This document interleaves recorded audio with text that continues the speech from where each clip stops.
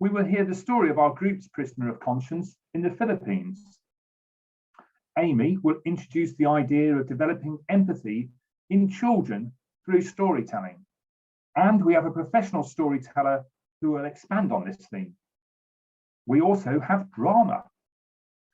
And we will then land closer to home with issues that can affect us all.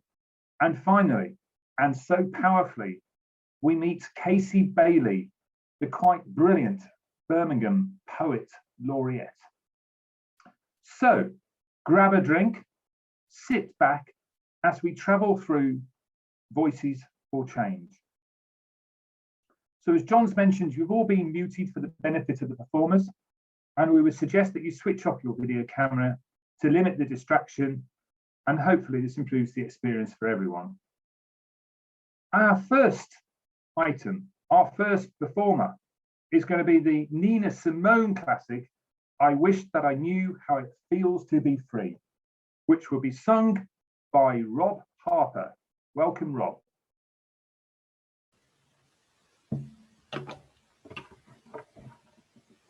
Good evening to everyone. This tune was first written about 70 years ago. During the civil rights movement in America, it acquired some lyrics. It was actually written by a man called Billy Taylor, but made famous by Nina Simone. So I hope you enjoy my little rendition of it.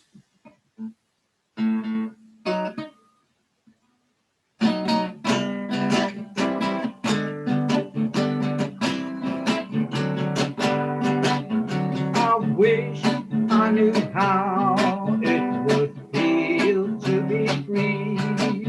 I wish I could break all the chains that are binding me. I wish I could say all the things I want to say them loud, say them clear, for the whole wide world to hear.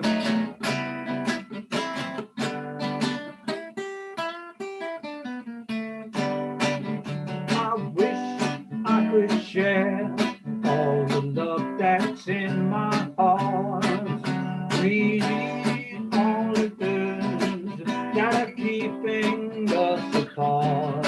I wish you could know what it means to be me, then you'd see and agree everyone should be free.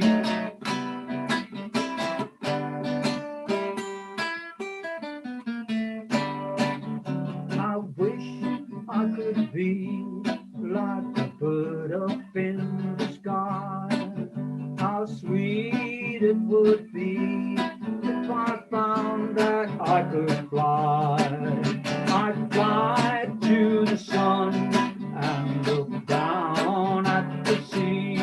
Then I'd sing because I know everyone should be free. Yes, I'd sing because I know everyone should be free.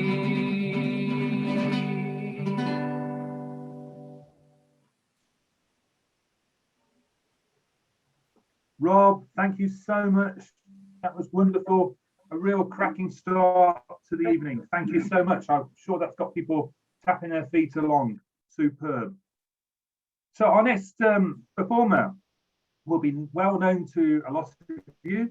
Pat Newton is our group secretary, and I don't want to embarrass her, but she's been our group secretary since I was in short trousers, and that's a long time ago.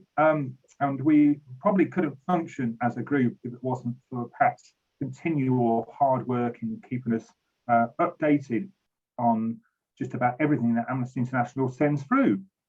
So Pat's going to recite a poem that celebrates the actions of brave people in the southern states of the USA back in the 1950s. So Pat, thank you.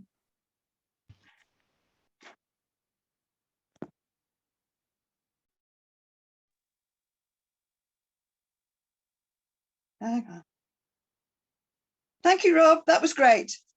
Hello, everybody.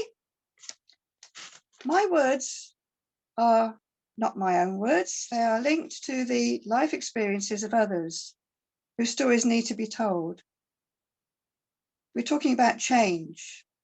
Change takes time, which is why we at Amnesty have to persevere.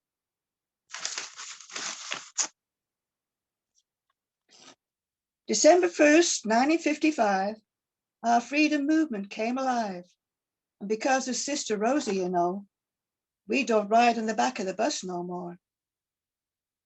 Now, Sister Rosa, she was tired one day after a hard day on her job, when all she wanted was a well-deserved rest, not a scene from an angry mob. The bus driver said, "Lady, you've got to get up, because a white person wants your seat." But Miss Rosa said, "No, not no more. I'm going to sit right here and rest my feet." Here, thank you, Miss Rosa. You were the spark that started our freedom movement. Thank you, Sister Rosa Parks. The police came without fail and took Sister Rosa off to jail. $14 was her fine. Brother Martin Luther King knew it was our time. The people of Montgomery sat down to talk. It was decided that all God's children should walk until segregation was brought to its knees and we obtained freedom and equality. Thank you, Miss Rosa. Yeah, thank you, Miss Rosa. You were the spark that started our freedom movement. Thank you, Sister Rosa Parks. So we dedicate this song to thee for being a symbol of dignity. Thank you, Sister Rosa Parks. Rosa sat so Martin could walk. Martin walked so Barack could run. Barack ran, he ran and he won, so that all our children could fly. Thousands of people that November night, all of us here who had fought the long fight, knowing as one we're creating a new nation, joined together in celebration. Mother and daughter listening to the news. Mama breaks down crying. Little girl is confused. Honey, we worked so hard to get to this place. Daughter puts a loving hand on Mama's face. Mr. Obama, all eyes turn to you. Share with the country what you're gonna do. Wars and foreclosures surround us this year, but yes, we can rise above our fears. Rosa sat so Martin could walk. Martin walked so that Barack could run. Universal Declaration of Human Rights, 1948. Article 1. All human beings are born free and equal in dignity and rights.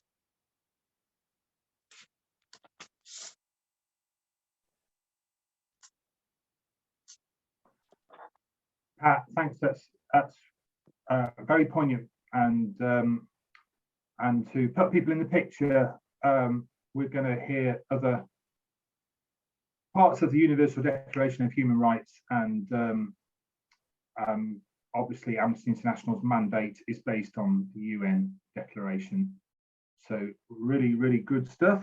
And now we move on to our long-standing member of our group, another long-standing member of our group, which is John Collins. John can remember posing with the former Erdington MP, Robin Corbett, later Lord Corbett of Castle Vale. And he actually posed in a cage in Erdington High Street, and it was a way of getting publicity for Amnesty International. I'm not sure that John would want to do that these days. And fortunately, obviously, he's here tonight and he did escape. These days, as an active member of the group and working on a lot of urgent actions, he's cursing the implosion of the Syrian postal service, which means these days the only way of getting in touch with President Assad is to go on Twitter. John, over to you. Thank you very much. Thank you, Andrew. I've picked two poems from Amnesty's website, and I think they fit the spirit of this evening. The first is Freedom by Langston Hughes. Langston Hughes was born in Missouri in the early part of the 20th century, but he lived into the era of Martin Luther King and Rosa Parks. So, Freedom by Langston Hughes. Freedom will not come today, this year, not ever, through compromise and fear. I have as much right as the other fellow has to stand on my own 2 feet and own the land. I tire so of hearing people say, let things take their course, tomorrow is another day. I do not need my freedom when I'm dead. I cannot live on tomorrow's bread. Freedom is a strong seed, planted in a great need. I live here too. I want freedom just as you. The poem that Pat read celebrated the brave action taken by Rosa Parks. Rob's introductory song featured the powerful words of Nina Simone. Nina Simone was a bit of a child star. After her parents had been moved to the back to make space for white people, Nina, at the age of 12, refused to perform unless her parents were allowed back to sit at the front of the church so they could hear her better. These were victories in the battles for equality, but they are not the end of the story. For example, everyone in the US is entitled to vote, but even that simple fact does not constitute equality. In Atlanta, the provision of ballot boxes is not matched to the size of the population. That means in poor areas of the city, people may have to queue for hours just to complete the 2-minute task of marking their preference. Hours waiting just to carry out their state-given right to vote. After the recent elections, when 2 Democratic senators were returned and the state was called for Biden as president, the Georgian legislature last month passed a bill purportedly to prevent voter fraud.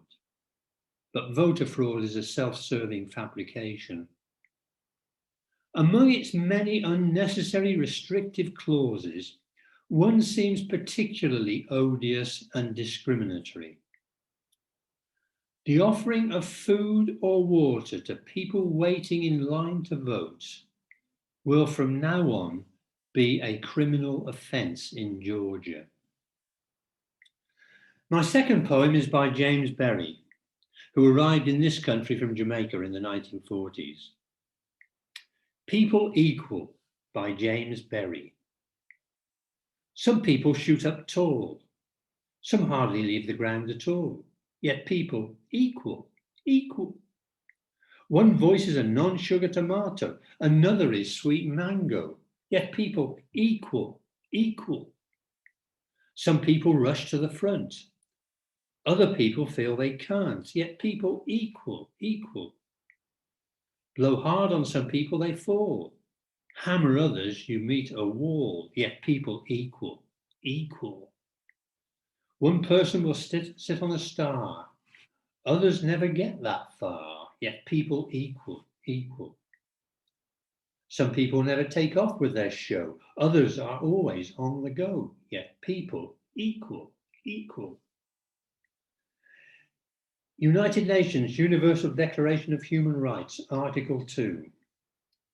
Everyone is entitled to the rights and freedoms set forth in this declaration without distinction of any kind, such as race, colour, sex, language, religion, political or other opinion, national or social origin, property, birth, or other status. Thank you.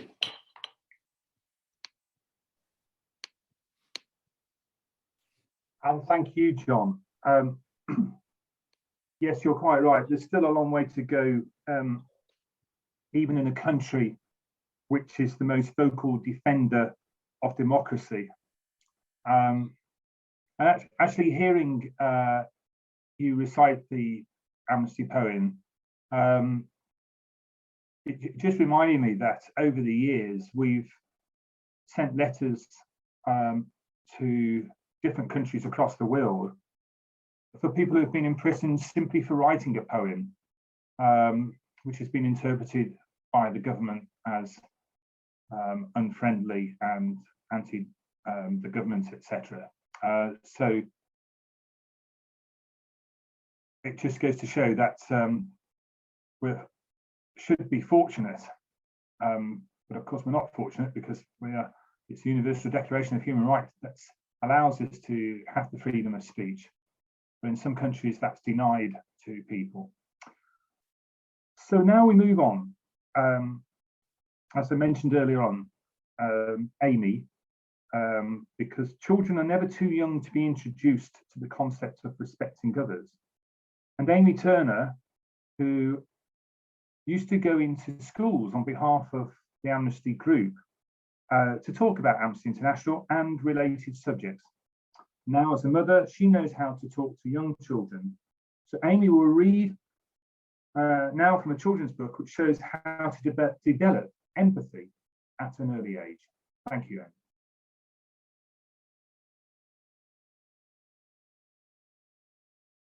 Education should be directed to the full development of the human personality and to the strengthening of respect for human rights and fundamental freedoms. It shall promote understanding, tolerance, and friendship among all nations, racial or religious groups, and shall further the activities of the United Nations for the maintenance of peace. Universal Declaration of Human Rights, Article 26, paragraph B. Show me pictures of coffins, show me bodies floating in water, play violins and show me skinny people looking sad. I still don't care. Once gunships have driven them back to their shores, boats need to be confiscated and burned on a huge bonfire. It's not a choice they make to get on the boat to make that journey. It's like a last resort. The best option they have is to get on the boat on some occasions. These migrants deserve lifeboats, not gunboats. 2 quotes on the subject of migrants, both published in national newspapers. The first from columnist Katie Hopkins, the second from 22-year-old Izzy Saunders, who in response to the former's comments raised over £30,000 for migrant charities. 2 quotes, the difference between which can be summed up in one word: empathy. Developing empathy is a crucial part of human rights education. Facts can arm us with knowledge, but empathy is what makes us care enough to act. Research has shown that only 10% of our capacity for empathy is genetic. The rest is learned. Maya Angelou said, "I've learned that people will forget what you said, people will forget what you did, but people will never forget how you made them feel." Nothing makes us feel. Nothing has the capacity to develop empathy quite like a story. In the words of Neil Gaiman, in reading, you get to feel things, visit places and worlds you would never otherwise know.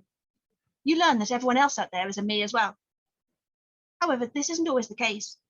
From a glance through mainstream children's fiction, you'll be forgiven for presuming that all disabled people are baddies, stepmothers are evil, heroes are white, male, strong, and never cry, while heroines cry a lot and are always beautiful, meaning thin, blonde, and again white. In fact, only 5% of children's books published in the UK in 2019 had a Black, Asian, or minority ethnic main character. At this Voices for Change event, I would like to suggest that change can and should begin with the voices we expose our children to. With this in mind, I'd now like to share with you just one of the many excellent stories out there which could form part of a children's library consciously chosen to fulfill Article 26, paragraph B of the Universal Declaration of Human Rights. The Suitcase by Chris Naylor Ballesteros is a picture book about migration that introduces some of the typical assumptions made by our media, politicians, and immigration system, only to demolish them via the simple application of empathy. The Suitcase by Chris Naylor Ballesteros.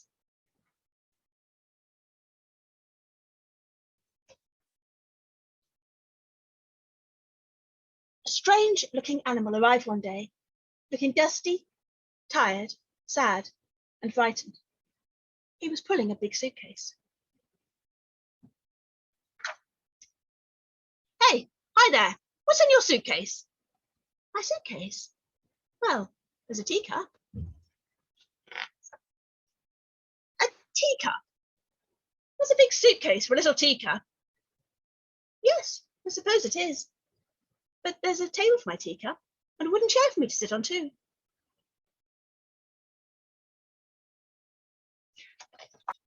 There's a table and a chair in your suitcase. Impossible. Well, it's his suitcase. But a table and chair? Really? Yes. And there's a little kitchen in the wooden cabin where I make my tea. That's my home. It's on a hillside surrounded by trees, and on a clear day you can see the sea. It's all there in my suitcase. But I'm sorry. I'm really very, very tired. I've been traveling for a long time, come a long way. What a strange animal. I've never seen anything like him before. Neither have I, but we really should let him sleep for a while. Well, I don't trust him. How do we know he's telling the truth? There's only one way to find out. Someone pass me a big rock. We're going to break open the suitcase and see what's inside. Maybe we should. We need to know the truth. You can't do that. It's not ours. In no time at all, the suitcase was open.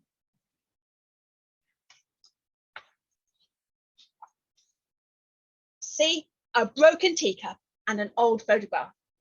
He lied to us. Well, no, he did say there was a teacup. Yes, and now his suitcase is broken too. What would he think of us? Meanwhile, the sleeping stranger dreamed about running away and hiding, about climbing over mountains and swimming across deep waters, and he dreamed about his suitcase and all that he had inside it. When he finally woke up, he couldn't believe what the other animals had done.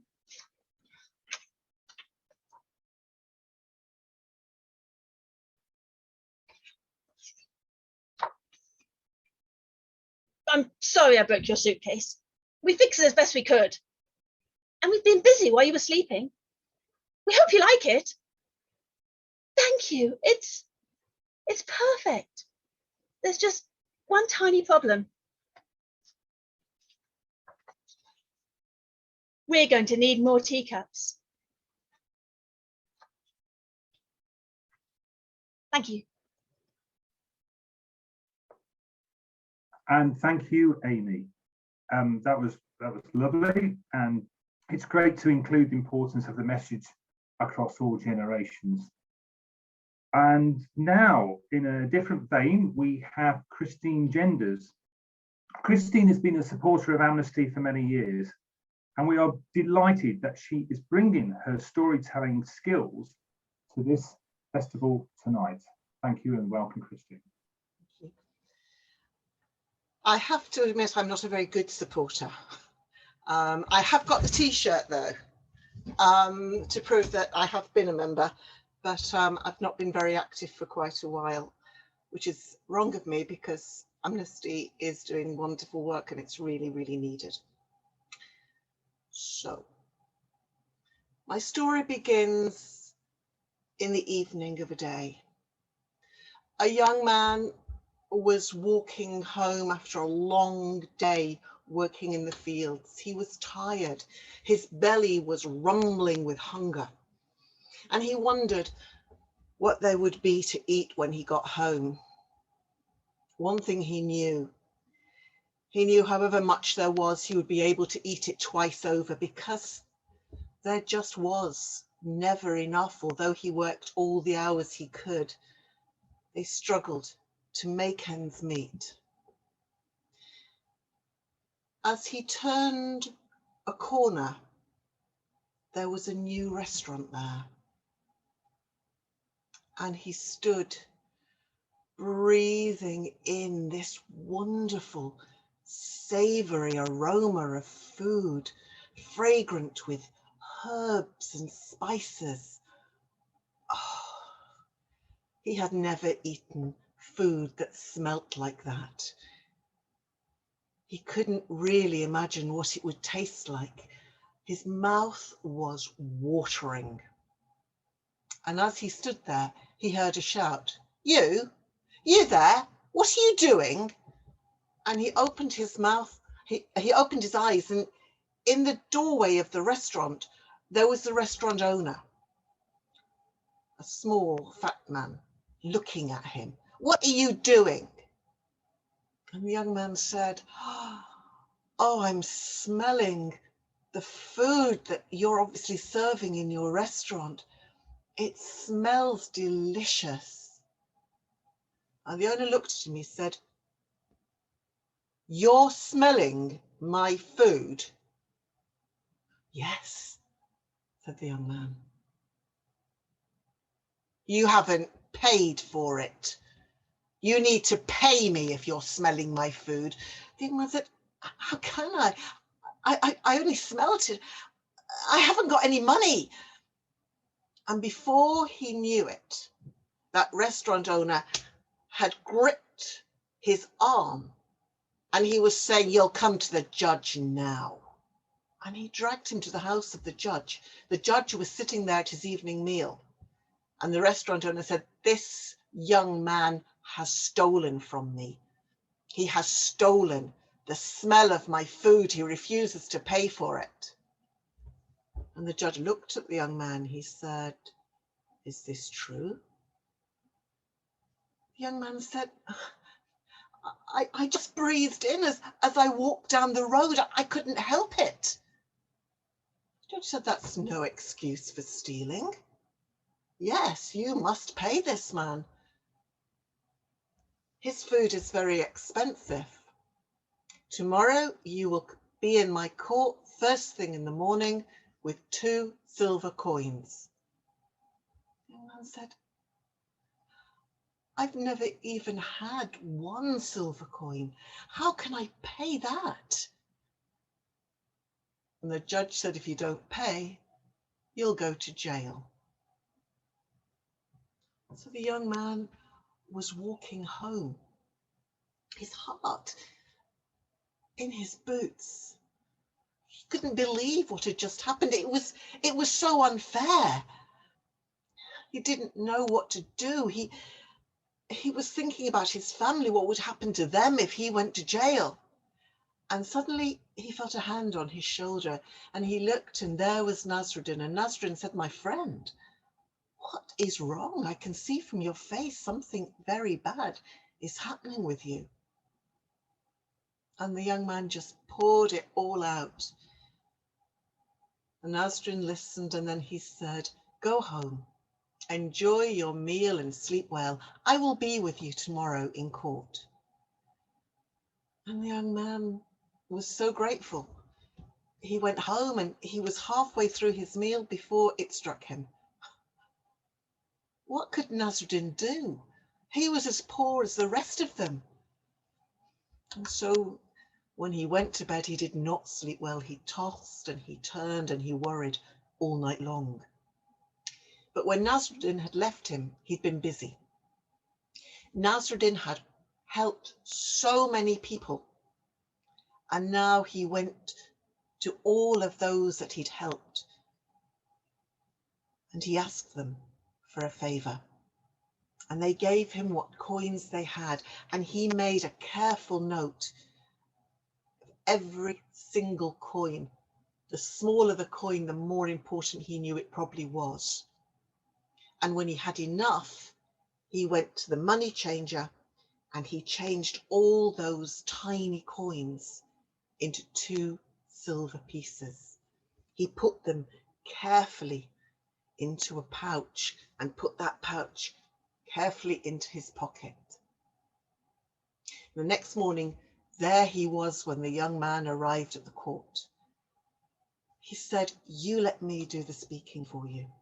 And they went in together and there was the judge and the restaurant owner and they were laughing and talking together, obviously old friends. And the restaurant owner went to the other side of the room and the judge said, "Oh, it's the thief. I hope you've brought the money to pay this man." And Nasruddin stepped in front of the young man. He said, "I will speak for my friend. Yes, yes, here's the money." He pulled out the pouch. He shook it. He said, "The money's in here, look." And he went over to the judge and he shook the 2 coins out into his hand. He said, see, 2 silver coins like you asked." And the judge said, take them to that man over there. Carefully, Nasruddin put them back in the pouch. And he went towards the restaurant owner, shaking them. Can you hear? Can you hear the money? And the restaurant owner said, yes, yes, yes, of course I can hear it. And he made a grab for the pouch. But Nasruddin quickly put it back in his pocket. He went and he stood by his friend and he looked at the judge. He said, my friend smelt this man's food. This man has heard my friend's money. They are equal. That's fair. And he turned his friend round and they left the court. So I have a second story tonight, which is very short. There was a man. He was accused of a crime and there was a trial. He was found guilty and sentenced to death, and he and many others were taken to a prison and they were left there until the day when they would be executed. And on that day, soldiers came. They manacled the men together and led them out in a long line to the place where they would be executed. And suddenly there was a ripple, because the king was riding down that line on his great horse. And as it drew level with that man, he jumped out, dragging the man he was manacled with him. He grabbed the bridle of the horse. He looked at the king and he said, Your Majesty, pardon me, and I will teach your horse to speak. King looked down at him and he said, You have a year. If the horse does not speak by then, you'll be executed. And he rode on. And the prisoner the man was manacled to sneered at him. He said, You're going to die like the rest of us. What was all that about? And the man said, I have a year. A lot may happen in a year. I may die anyway. The king may die, the horse may die. Or the horse may talk.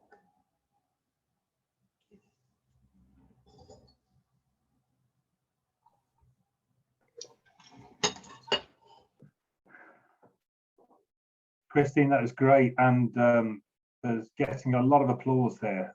Really great to have that storytelling, and I think quite a few of us will want to hear more from you and from the Lichfield Storytelling Group.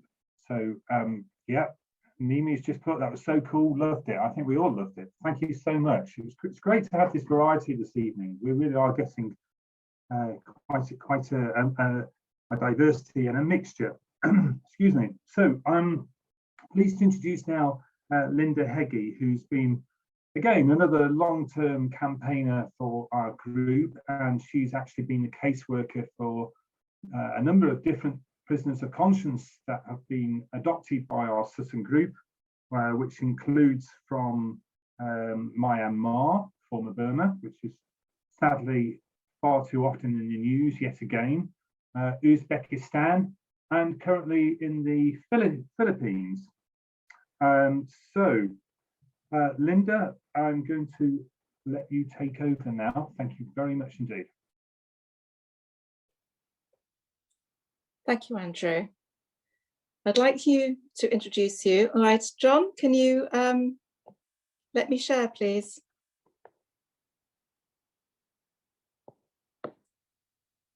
See if you will.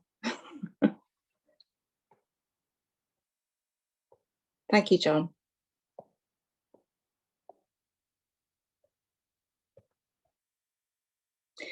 So this is Leila De Lima, who's our prisoner of conscience in Sutton Coldfield's Amnesty Group.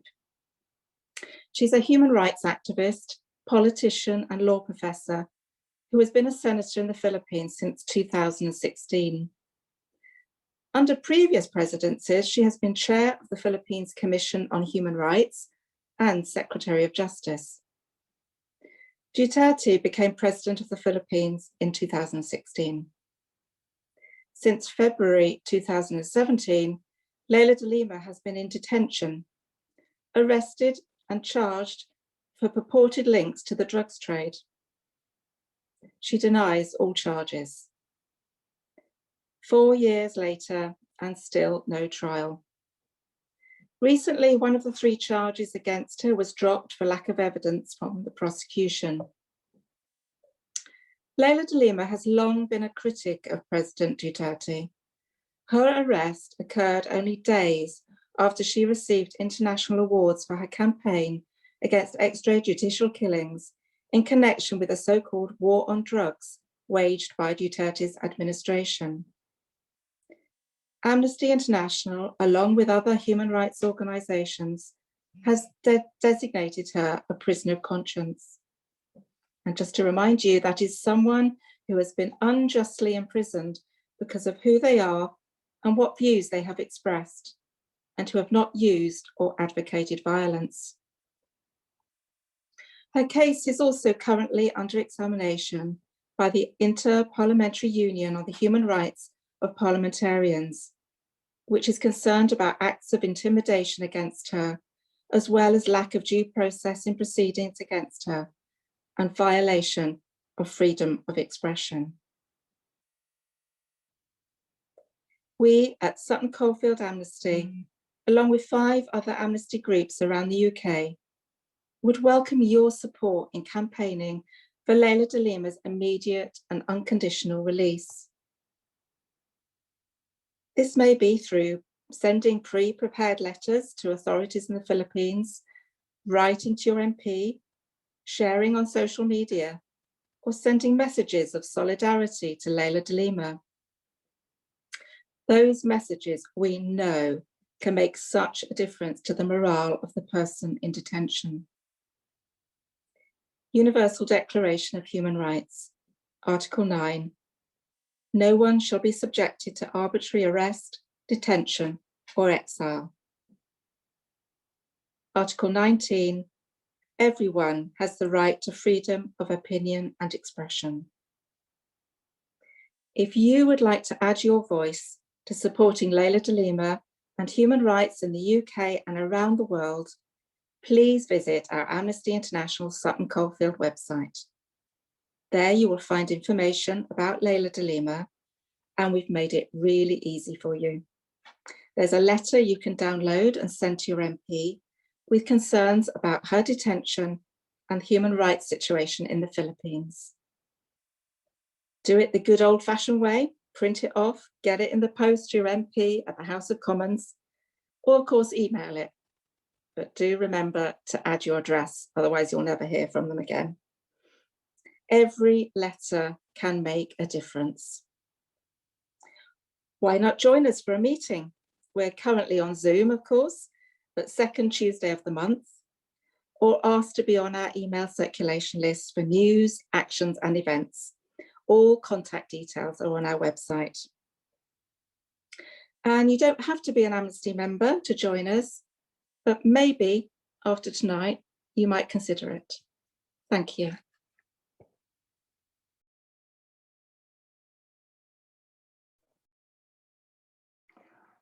Thank you, Linda. You've really captured everything there, and I just want to reiterate. Sometimes being a member of Amnesty International and going to a monthly meeting might not be the most exciting evening of your month, but it's writing letters that can make all the difference.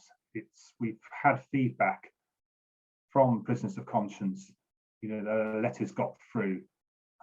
We've heard directly from prisoners of conscience who have had the prisoner governor approach them and saying, "What's so special about you? We've had a sack full of mail." International delegations to Myanmar really helped with a change in attitude to our previous prisoner of conscience. And the list goes on right throughout the world. We've had prisoners of conscience in the former Soviet Union, in Syria, in South America, just about everywhere, except probably Western Europe. And thank you, Linda, for really bringing that together, and hopefully that will generate some interest. So now we move on to Diane. And Diane Parks joined our group from the world of journalism. Her first action was to organise our group in a protest against the actions of the giant petroleum company Shell, who were operating very unjustly in Nigeria. And from our protest, we got quite a lot of publicity. It was a fantastic event. Now Diane is developing her own writing skills in the world of poetry and prose. And here she's going to perform with a focus on international human rights abuses. Thank you, Diane. Thank you, Andrew. Welcome everybody, and thank you for spending Friday evening with us. I'm going to share just a handful of short poems, all of which have been written specifically for this evening, and sort of touch on the theme of social justice and also Amnesty International. In terms of the Universal Declaration of Human Rights, there are a couple of articles which are particularly relevant to the poems that I'm sharing this evening, so I thought I would just read those to begin. Article 5 states, "No one shall be subjected to torture or to cruel, inhuman or degrading treatment or punishment." Article 7 says, "All are equal before the law and are entitled without any discrimination to equal protection of the law." Now our group, the Sutton Coldfield Group, has campaigned for prisoners of conscience in Myanmar, which is also known as Burma, over many years. And we've watched that country go through big periods of change. Now, after decades of repression, it felt like the country was on a positive journey towards democracy until the military coup in February. And so because our group has been so sort of closely connected with Myanmar, the first poem that I'm going to share with you is about Myanmar and is called Myanmar. We jostled for space on the pagoda roof. Tourists pushing with cameras, tablets and phones, all waiting for that moment of magic when the sun dips over the land of 1,000 temples. Saffron lights suffused the evening, gilding spires and stupas rising from the dusty plain. There were so many people, I was afraid someone might fall. A bird flew over a distant pagoda and I clicked the button to take the perfect photograph. A golden landscape under a burnished sun, an image of peace. That plain of 1,000 temples is empty now. No tourists are pushing to capture the view. No guides are saving the best spots. The sun sets alone. But elsewhere in Myanmar, protesters jostle on the streets, afraid someone will fall under the batons and bullets of the military. And the cameras, tablets and phones flash, and the photographs are shared on websites, newsreels and social media, viewed worldwide, images of conflict. The next poem takes us to Chile. Now in the 1970s in Chile, the Pinochet regime murdered dissidents and buried their bodies in the Atacama Desert. Towards the move to democracy, fearing detection, the bodies were removed, they were dug up and thrown into the sea. But because they had been in the desert for so long, some of them left traces behind. And so this poem is called Atacama Dust. If I walk in the desert, do my feet touch you, my love? When I breathe the searing air, do my lungs fill with you? If I cup the sand, do you trickle through my fingers? They tried to crush us, pounding us into the ground, grinding us into dust, scattering us like ashes. But the essence remains. You are the earth, the air, our land, our breath, disappeared, killed, and yet a part of the eternal universe, always my love. The next poem looks at the Israeli-Palestine conflict from a personal point of view. I think it's very easy to get sort of tied up in the politics and the big picture. And this is just a way of sort of bringing that down to the people involved, really. And it's called Keys. Mariam keeps a key, wrapped in a white cotton handkerchief, in a drawer in the bedroom of her house in the Lebanese refugee camp. It is a key to a door, to her home in Deir Yassin, which no longer exists. Miriam keeps a key, wrapped in a white cotton handkerchief, in a drawer in the bedroom of her house in the Israeli kibbutz. It is a key to a door, to her home in Warsaw, which no longer exists. Separated by history, separated by politics, separated by fear, the two Marys dream of home. Now, many of you who are here are members of Amnesty groups elsewhere, as well as our group, and you will know that Peter Benenson founded Amnesty International in 1960. So this year is a very important anniversary for the organisation. Now, when he lit the first Amnesty candle, he said he was inspired by an ancient Chinese proverb, and that ancient Chinese proverb has then inspired this poem. So its title is that proverb, which is, "It's better to light a candle than curse the darkness." It flickers, hope. One moment it rises to meet the light of dawn. The next, a key turns to lock, and hope flips over exhausted. It flickers, hope. It smiles when the letters appear, but has no power to answer, and hope becomes silent. It flickers, hope. It's the tiniest flame on the smallest candle, and hope is easily extinguished. But it flickers, hope. It ignites and burns, it builds and burns, it carries on the wind and burns, and it rages, hope. From that smallest candle, darkness is vanquished and freedom comes. And finally, this evening is about social justice, and hopefully one of the things that we will all think about is what we can do to support social justice. And this poem is just something that hopefully will make us realise that we can make a difference, and it's called Power. What power do I have to change the world? One tiny grain on a beach lapped by waves, one blade of grass in a meadow filled with flowers, one drop of water in an ocean stretching between shores. What power do I have to change the world? One voice in a mighty choir of singers, one pair of feet in a march for justice, one laptop sending an email into cyberspace. What power do I have to change the world? All the power in the world. Thank you.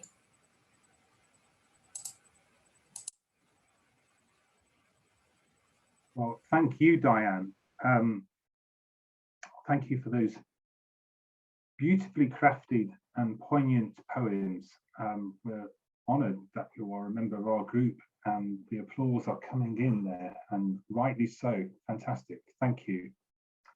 So it's now my pleasure to introduce an old friend, Patrick Hayes, who I've known since Sutton College days in the early 1980s.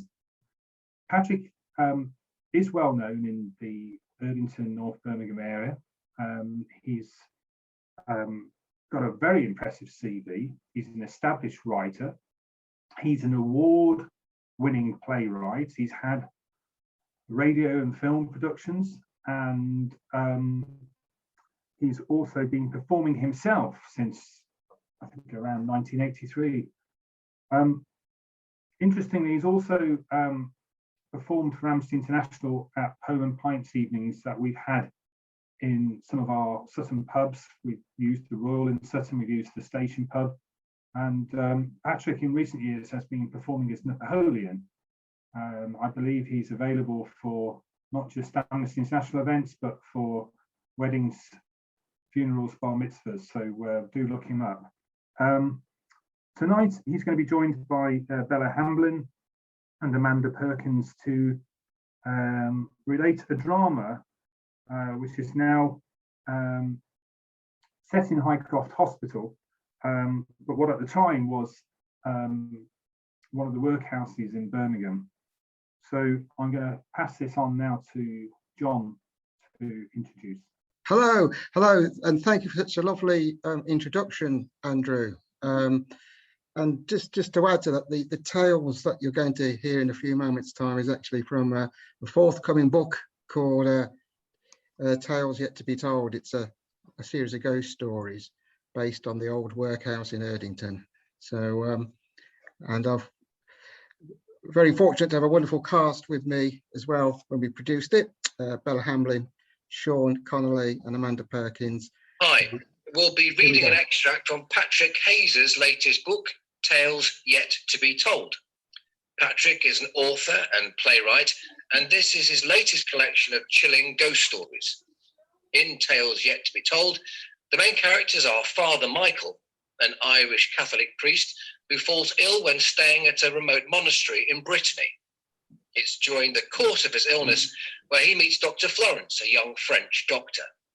They become friends, and as part of his recovery, supported by Dr. Florence, Father Michael begins writing as a form of therapy. Later, Dr. Florence joins Father Michael in England, and together they investigate and research true accounts where sightings and unexplained happenings have taken place in the suburbs of Birmingham. The story you're about to hear is entitled The Tragic Story of Beth and Jethro. Sound of horses' hooves can be heard as a cart rattles along the cobbled path. The skies are a mixture of heavy-looking white and grey clouds, the ones that threaten snow. The weather is bleak and cold as the passengers on the cart begin to survey the place they've been taken to. There was no welcome sign, but they knew where they were. They recognised the place as the Aston Union Workhouse. The dark, foreboding building perched itself like a huge bird on top of the windswept hill, where the winds from Russia whipped unmercilessly the land in midwinter, creating moans and groans like a man in great pain.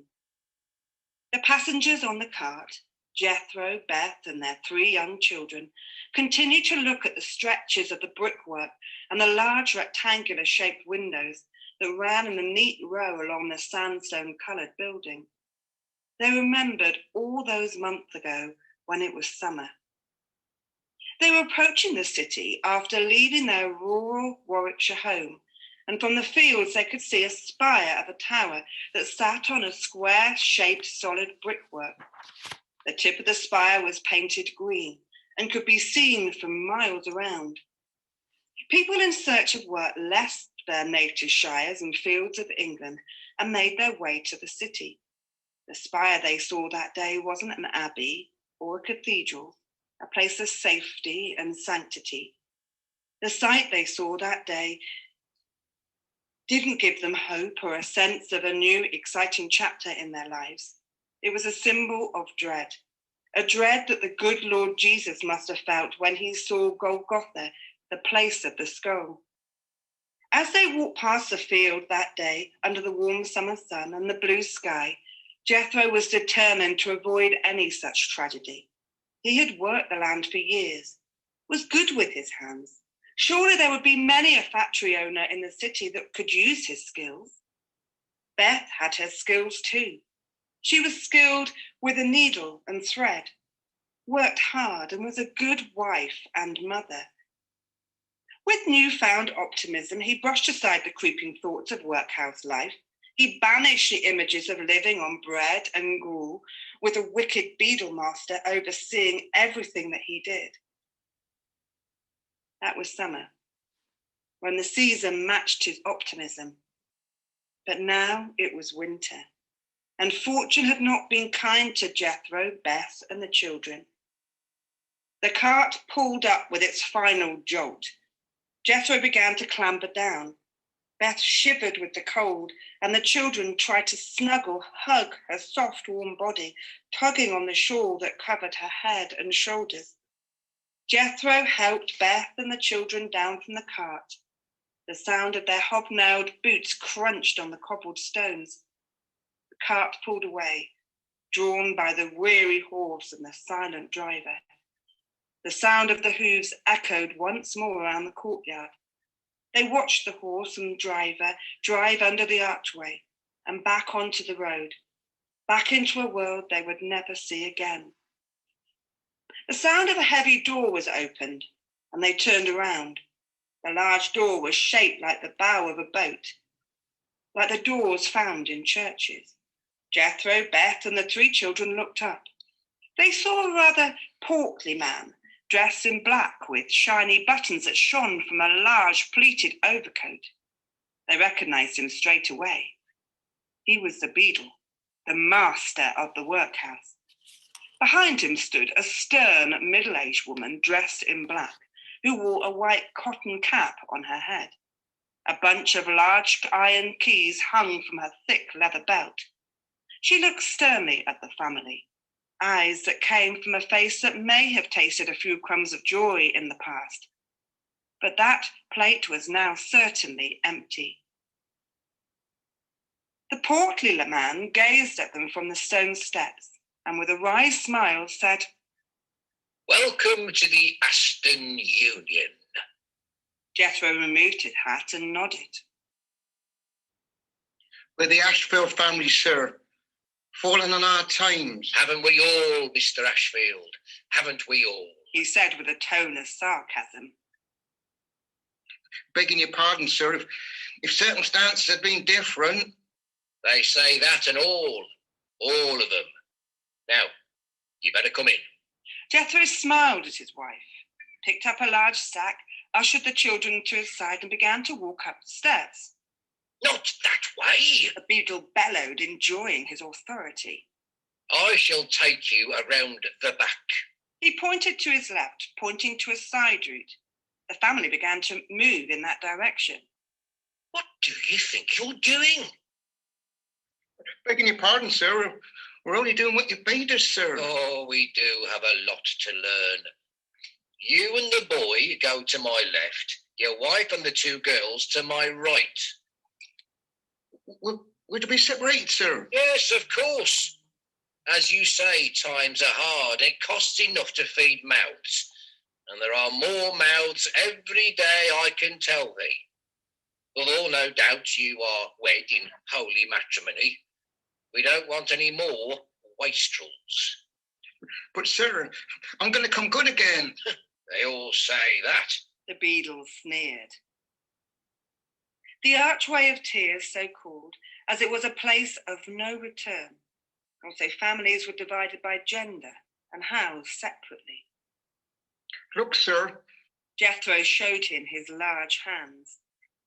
I've worked the fields with these, planted the lands and reaped the corn in all weathers. Was there a demand for a ploughman in the factories of Birmingham? Well, no, sir, but I worked as a labourer as best I could, but then men got laid off. And Beth here, well, she tried taking sewing, but two other many women were doing it, like, and landlord threw us out. With 3 children to feed and one with fever. Beth spoke for the first time, with a bitter voice coming from a young, pretty face that was already ravaged by the lack of food, overcrowding, sickness, and the greed of slum landlords. The beadle said nothing. He stared at Beth and the children, and without moving, said in a loud voice to the woman with the keys, "Mrs. Wilson, take the females to the dormitory." Yes, sir. Mrs. Wilson answered, lifting her skirts slightly, moved down the steps, her large iron keys rattling as she went. She then ushered Beth and the girls to the right. When will I see thee again? Jethro said with a note of desperation in his voice. Say your goodbyes now. It may be some time. The beadle said, as if casting words like pebbles into a stream. Jethro looked in astonishment at the beadle. Have you no art, sir? What place have we come to? Beth, wiping away the tears, cried in anguish. Like I said, the beadle replied with a smile. You've come to the Aston Union Workhouse. Jethro, knowing he had no choice, looked at Beth and then moved quickly towards her. He held her tight, and the children, like a brood of chicks, flocked to her side and held on to her for dear life. A sad silence was shared amongst them. It felt as if a wicked angel from Satan's reign had come to mock and then herald their tragedy. They stood in the courtyard, a small, huddled, miserable mass. The wind blew, and flakes of snow began to fall, falling gently on Jethro's brimmed hat. He hugged Beth with more firmness with one arm around her and the other around his daughters, as his son clung onto his bottle green long coat. This way, Miss Wilson said in a cold steel tone. Jethro lifted his eyes and stared at her, not with a look of hate, but of bewilderment. She's only doing what she has to. Now, let's be having you. Snow's coming. Be thick too. Jethro stood frozen in his gaze. It's here, or you take your chances in the open. There's not even any wood you could go to. Not up here. Jethro slowly let his grip go. Mrs. Wilson tugged Beth by the arm, and Jethro, wiping a tear from his face, said, Don't ever give up, Beth. Don't ever give up. I won't leave you. I won't ever leave you. He hugged her once more and kissed the two girls gently, and taking the hand of his lad, began to walk to where the beadle had pointed. Beth put her arms around the girl and looked stoically on as she saw Jethro and the boy walk away. The young girls stood in silence as snowflakes fell on their faces. They melted as they mixed with their tears. Florence held on to the papers that curled slightly in the afternoon wind. She remained silent. She brushed her hair from her face and pointed to the arch where the replica large Victorian lamp hung. so that is why they call it the Archway of Tears, mon père. Yes, it is. When families came here, they were separated by gender. Just to stop them having more children? That. Florence's anger prevented her from finding a suitable word in English to express her indignation and exasperation. I know, they were cruel days, but that was the mindset like. To employ eugenics? And I thought it was just Adolf Hitler. They were cruel days. But it didn't affect the rich, the privileged. It wasn't the fault of Jethro and Beth. Florence looked at the archways once more. If only these stones could talk. Even the very stones would cry out, as it says in Scripture. Florence, what do you think they would say? Abandon oath all those that enter here. Florence responded in a tone of slight bitterness and anger. Ah, Dante, the Divine Comedy. And you, Father, what do you think they would say? Forgive them, Lord, for they know not what they do. That's very generous of you. Florence stared at the red brick building, pristine, neat and silent. The windows had a mixture of blinds and curtains, with the occasional colourful decoration of flowers on the windowsill. It all looks so normal now, even peaceful. The autumn breeze blew and the sun shone, reflected off the windows of the old hall. It's so sad, so sad. Florence said slowly as she looked around the estate. We must remember, Florence, that although there is sadness, even evil, there is good. Now, it's probably time we had a proper look at that tower. They moved from under the arch and soon they were looking up at the imposing edifice that dominates the landscape. Is there any incident that took place here? Oh, yeah. One of the residents told me that when the estate was being developed, they saw people in the tower, and the people were waving down at them. Florence looked up at the stern-looking tower. She placed her hand above her eyes as the afternoon sunshine shone brightly. What people?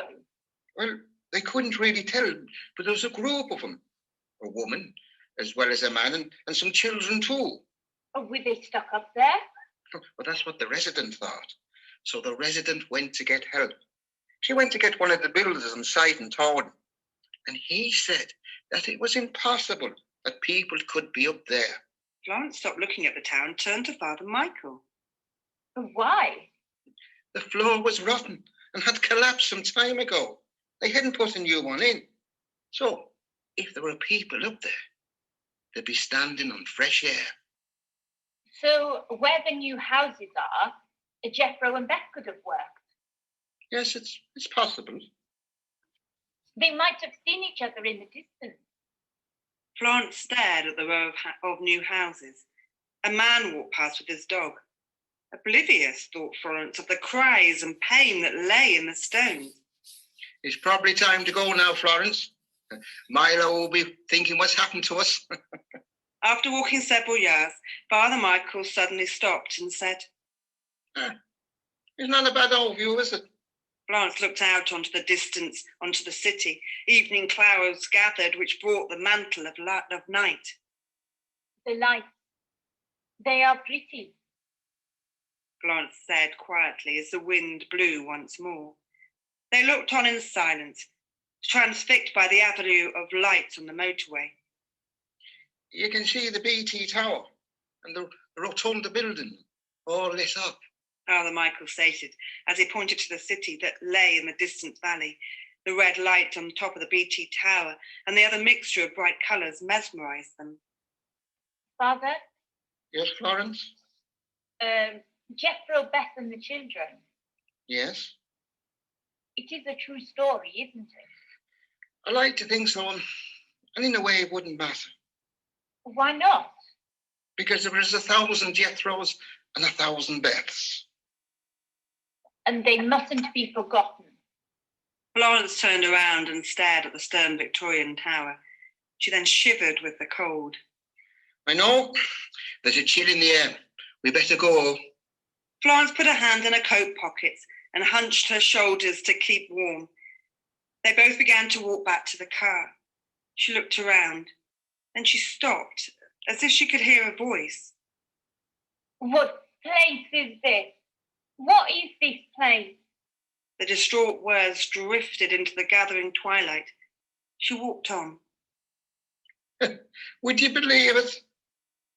Florence had taken out of her reverie and, a little startled, said, A what? It's just begun to snow. He put out his hands, gazed into the skies as a few flakes landed in his palm. In the tragic story of Beth and Jethro, Patrick Hughes played Jethro and Father Michael. Amanda Vincent Perkins played Mrs. Wilson, Beth and Dr. Florence. The Beadle was played by Sean Connolly, and the story was narrated by Bella Hamblin. The tragic story of Beth and Jethro was a White Bear production.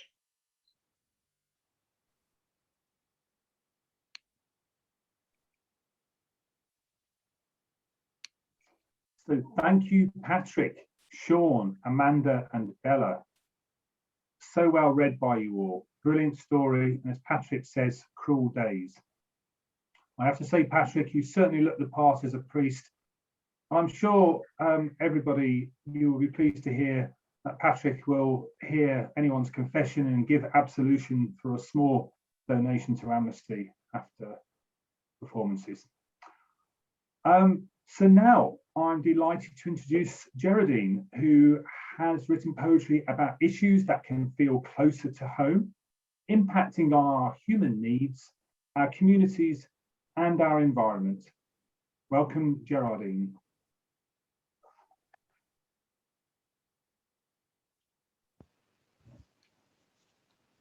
Hello. I've got 3 poems to read for you here. And the first one I'm going to read is called The First Few Steps. And it was Linda Hegge that suggested that I read this one. The first steps may relate to anybody that's here this evening and thinking about becoming involved with Amnesty International. And Possibly the first step that you could take would be to look on the Amnesty International Sutton Coldfield website. So anyway, here we are, the first few steps. Everything starts with the first few steps. Whether you want to learn a new skill or try a new thrill, you can't until you take those first steps. Want to get fit and drop off some weight, learn to play tennis or learn how to skate? Well, it's never too late to take those first steps. Falling in love or making a friend, saying you're sorry or making amends. It's you in the end must take those first steps. Writing a poem or change of career, running a race, conquer a fear. You know what to do to make it come true. Just take those first steps. Now, the second poem that I've got here is, it's about recycling. It's also a bit about dustbins, actually, because yes, we do need to recycle, but we all have ended up with an awful lot of dustbins, and somehow we used to manage with one dustbin and now we all have at least 3. So, you know, how does that work? So here we are. We used to have a dustbin. We kept it round the back, and every week the bin men came and took away the sack. It used to be quite simple when we only had one bin, but our planet is in trouble and recovery must begin. To cut down on the landfill, we should recycle stuff. And of course, this has to mean that one bin's not enough. Now we have 3 wheelie bins. It's hard to find a space, plus a hefty plastic box which hasn't got a place. The grey bin is for general waste, green stuff, garden stuff in green, plastics, papers, tins and cans, the quantity obscene. We used to manage years ago with only just one bin. But now this mass of rubbish is mounting, it's a sin. We must secure our future, preserve the world we know. So all this junk and packaging, it really has to go. And the final poem I've got here, this is something close to my own heart, really. It's a poem about loneliness. And I think that's something that has touched so many people, particularly during lockdown. And I think particularly older people have been affected by this. So loneliness, I just need my glasses for this one. It's in smaller print. Loneliness thrives in our community. It creeps into people's lives and deprives them of joy. There's no immunity from this silent epidemic.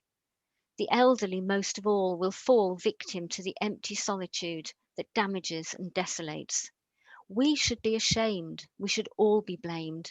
We allow this to happen. We let this take place, this disgrace in our society. Loneliness survives where once there was pleasure. Sadness moves in and isolation takes its toll. And as a nation, we watch when we should take control and eradicate this insidious plague. Company and conversation, it's not a lot to ask, but is it there? Is it there, this salvation from despair? Can we repair the bleakness of being alone? Do we care enough to make a difference, to challenge the emptiness of a lonely existence? Thank you for listening.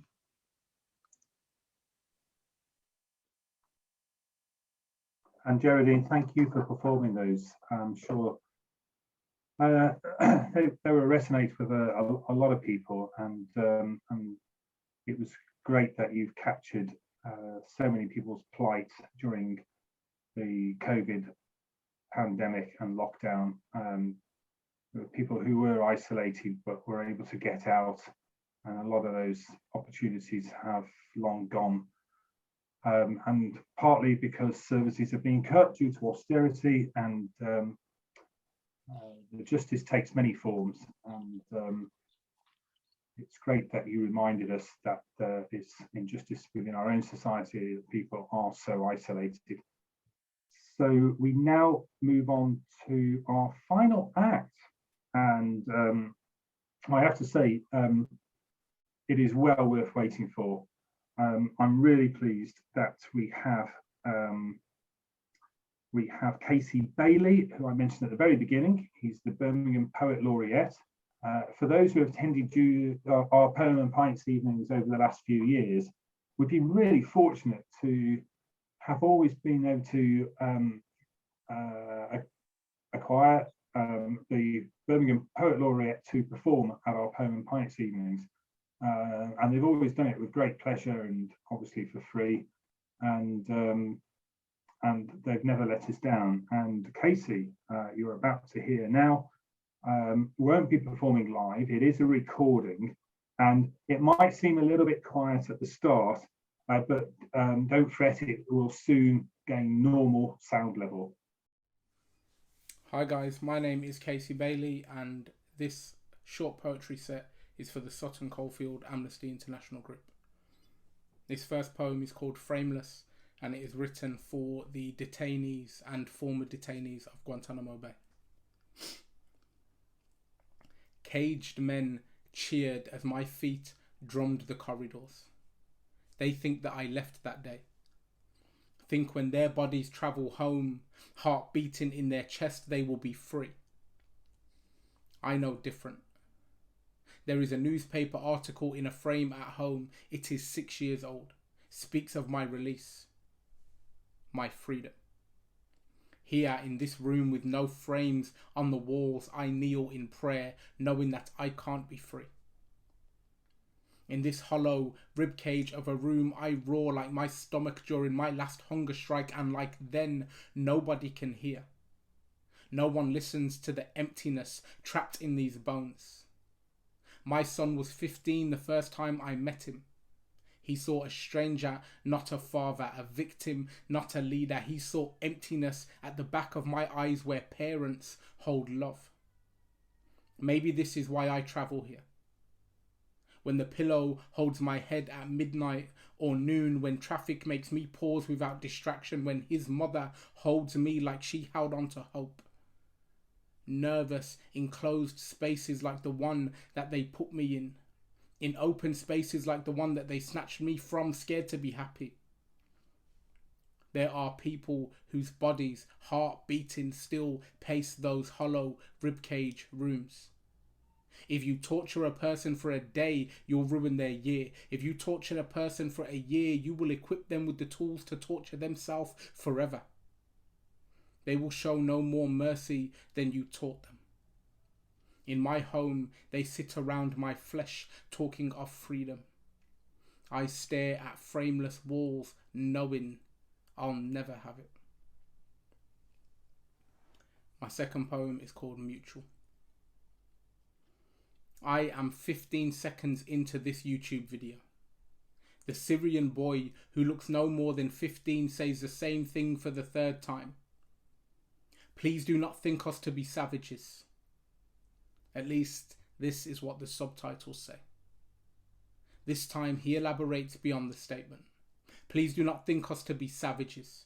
We cry for our dead like you cry for yours. Parents hug children and children hug tighter. We do not wish this for you any more than we wish this for ourselves, I promise.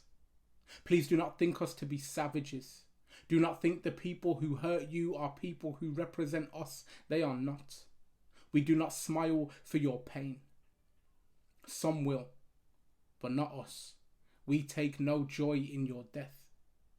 Please do not think us to be savages. We have lost count of those we have lost, but we have not lost our faith in our God. Not lost the love that makes our hearts warm, not lost hope. Hope for us, hope for everyone. When the video stops, I allow myself to breathe. I allow myself to cry tears, tears of pain, tears of grief, tears of blood, tears of shame. I want to record him a video to respond. Tell him he could communicate with me without any need for subtitles or translations. Tell him that I understood his tortured plea before he took the time to share it with me. I want to record him a video in response, but I do not want to steal his words for him, and I feel the way he feels. Except I feel incapable of matching the eloquence of his emotion. I click on the comment symbol and I type. The feeling is mutual. My final poem is called Predisposition, and it goes like this. As a kid, I watched the Olympics. One gunshot started a race, 8 black men running. As a child, I asked my dad, why are they all black? Apparently, being born black is being born with a predisposition to be fast. I like the sound of this. As a man, I sit at home and watch the news. One gunshot fired by a police officer, 1 black man dead. The news shows a selection of others killed by the police. My nephew asks me, why are they all black? Apparently, being born black is being born with a predisposition to hold a lower value in society. Apparently, being born black is being born with a predisposition to be prejudicially treated by a judicial system which is preordained to be prejudiced against you. I don't like the sound of this. To be honest, when I weigh up the pros and cons, I would give back the speed and the bullets at the same time. Even the fastest man can't outrun a bullet. One gunshot can start a race. One gunshot can start a race riot. One gunshot can end a life. Cool. Thank you for having me, Sutton Coldfield Amnesty International Group. I hope the event goes really well, and thank you for having me involved. Peace and love.